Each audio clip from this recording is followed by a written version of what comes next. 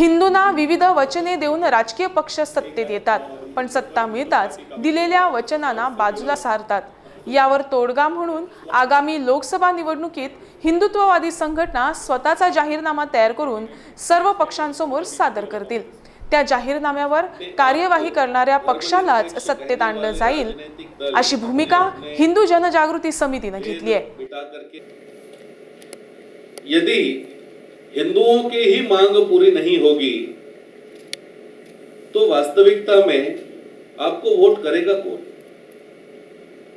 हमने कभी ये नहीं कहा है कि हम विकास नहीं चाहते हैं, लेकिन विकास ये हिंदुत्व का अल्टरनेट तो नहीं है।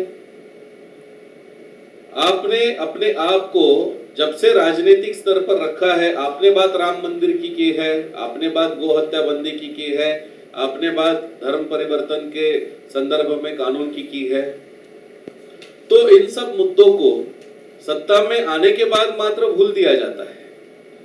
तो हम चाहते हैं कि विकास भी हो और विकास हिंदुत्व के साथ हो, और इस दृष्टिकोण से इस बार एक निर्णय लिया गया कि अभी 1 वर्ष चुनाव के लिए बाकी है, लेकिन यहाँ पर भारत के लगभग सभी राज्यों से प्रतिनिधि आए हुए हैं।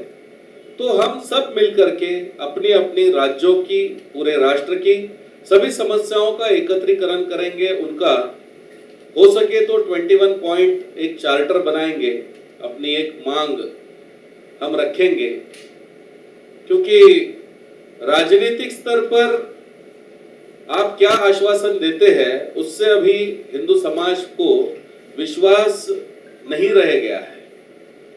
और इस कारण से हमारा ये कहना है कि इस मांग को अब हम हिंदू समाज सामने रखेंगे, उसके अनुसार आप विचार करेंगे या नहीं करेंगे ये राजनीतिक दल को बताना है। और इस दृष्टिकोण से ये मांग तैयार करके अगले कुछ महीनों में हम इसको अंतिम करके विभिन्न राजनीतिक दलों के सामने रखने का हमारा प्रयास होगा, क्योंकि आज देश में नाम तो सेक्युलरिज्म का है, लेकिन चल रहा है तो पूरा माइनॉरिटी अपीजमेंट ही चल रहा है।